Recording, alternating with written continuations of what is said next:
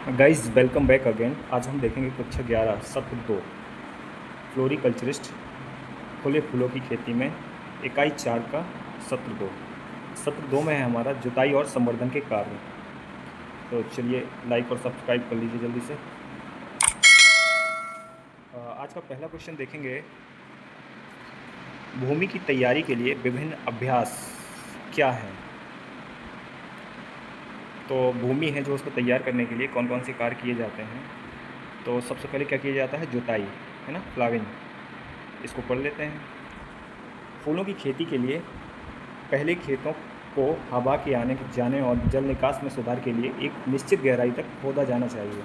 जड़ों की वृद्धि और विकास हेतु आसान स्थान प्रदान करना चाहिए। खेत की तुड़ाई हल से की जाती है और प्रचलन की जुताई के रूप में जाना जाता है, ठीक है ना। तो जुताई कैसे की जाती है, क्योंकि पहले हल से किया, ट्रैक्टर से भी की जाती है ना। तो ईयर की सर्कुलेशन के लिए ईयर खेत में प्रॉपर एरेशन बना रहे, ईयर का सर्कुलेशन बना रहे, जिससे क्या होता है, माइक्रोब्स, छोटे छोटे माइक्रोब्स होते हैं, उनकी एक्टिविटीज़ बनी रहती है, ठीक है ना। तो इसके लिए क्या ज़रूरी है, जुताई ज़रूरी है। इसके बाद तोड़ाई क्या होती है, ढेलों को तोड़ना।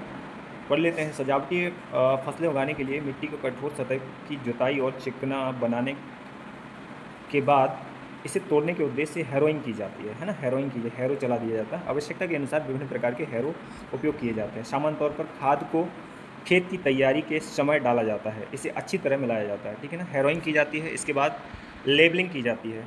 लेबलिंग मिट्टी को हैरोइंग करने के बाद एक समान स्तर और ढलान दिया जाता है। भूमि को समतल करने से सिंचाई और फसल के रोपण का बेहतर कार्यान्वयन सुनिश्चित किया जा सकता है। लेबलिंग खेत की उच्च भागों को लेबल करने के लिए की जाती है, ठीक है ना। तो लेबलिंग भी बहुत आवश्यक है, ताकि क्या, सिंचाई में पानी सभी जगह आसानी से पहुंच जाए। इसके बाद बीडिंग, निराई होती है।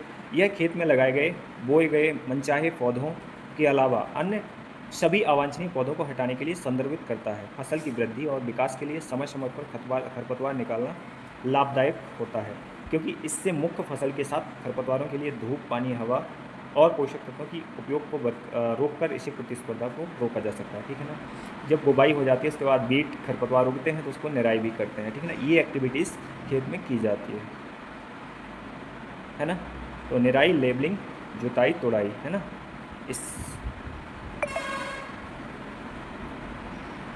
आज का अगला क्वेश्चन है, फूलों की खेती में अपनाई जाने वाली प्रथाओं का विस्तृत वर्णन करें। अब फूलों की खेती में कौन कौन सी ऐसी प्रथाएं, चूँकि बोला गया है इसमें कल्चरल मेथड होती हैं। पहला, पलवार, मल्चिंग बिछाई जाती है। यह पौधों को, पलवार क्या करती है, पौधों को चारों ओर मिट्टी की जैविक कचरे जैसे कि पुआल, घास, सूखी घास, पत्तियों, लकड़ी के बुरादे, फसल के अवशेषों, सिंथेटिक सामग्री, प्लास्टिक सीट के साथ मिट्टी को कवर करने के लिए प्रक्रिया है।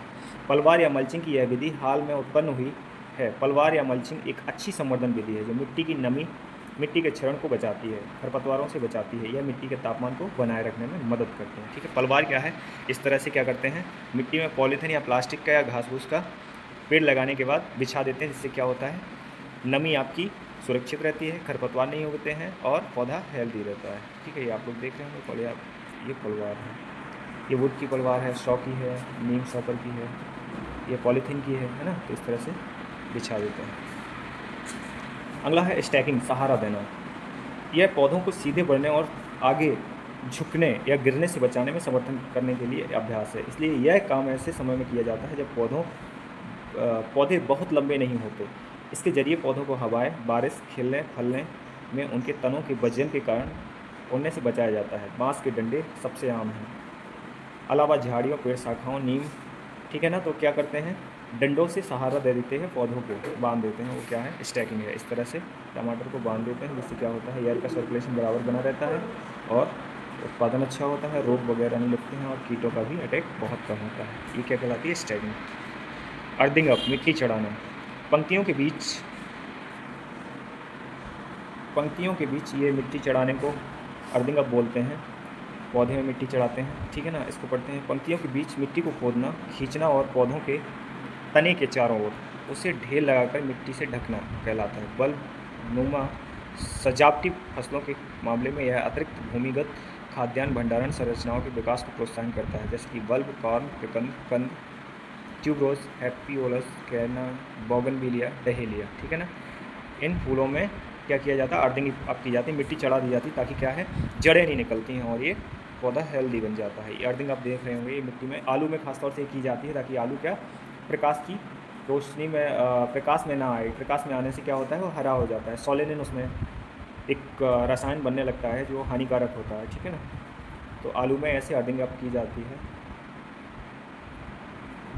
इस तरह से मिट्टी चढ़ाई जाती है।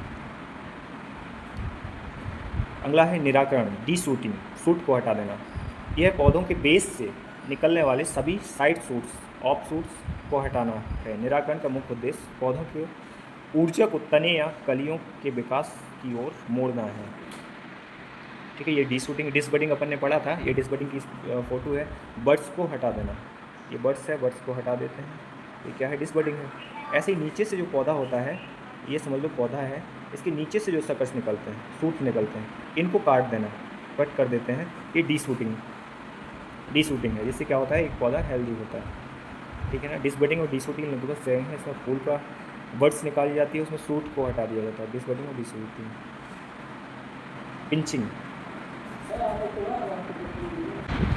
पिंचिंग, क्राइसैंथेमम गुलदाउदी के मामले में अधिक फूल के लिए झाड़ी विकास को बढ़ावा देने हेतु वनस्पति कलियों के बढ़ते गुच्छों को हटा दिया जाता है। जब पौधों की लंबाई 8 से 10 सेंटीमीटर होती है, अर्थात जब पौधे लगभग 1 माह के होते हैं, तो 3 से 5 सेंटीमीटर हटा दिया जाता है, ठीक है ना।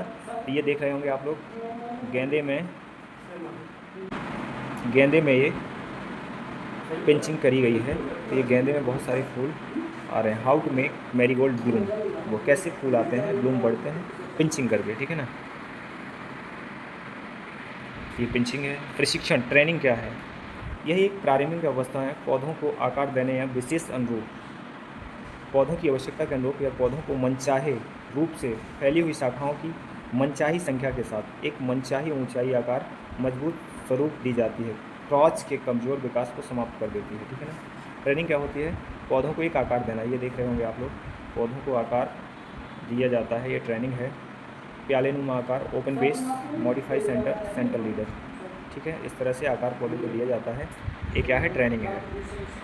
इसके बाद छटाई क्या है, टहनियाँ, शाखाएं, अंकुरित अंग या जड़ों को हटाने की योजना बनाई जाती है, जिसे प्रूनिंग कहते हैं, है ना, छटाई कहते हैं। छटाई पौधों की उपयोगिता बढ़ने हेतु की जाती है। छटाई क्या है, पौधे की खराब सड़ी गली डालियों को और अनावश्यक डालियों को काट देना छटाई कहलाता है। ये देख रहे होंगे आप लोग, ये प्रूनिंग है।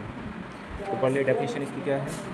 Pruning is the horticulture and silviculture practice involving the selective removal of parts of plant such as branches and buds of shoot. तो क्या है, प्रूनिंग है। इस तरह से अपन प्रूनिंग करते हैं। ओके गाइस, सत्र 2 कंप्लीट हो गया है इकाई 4 का। आगे अपन कंटिन्यू करेंगे इकाई 5। Okay, thank you, bye bye.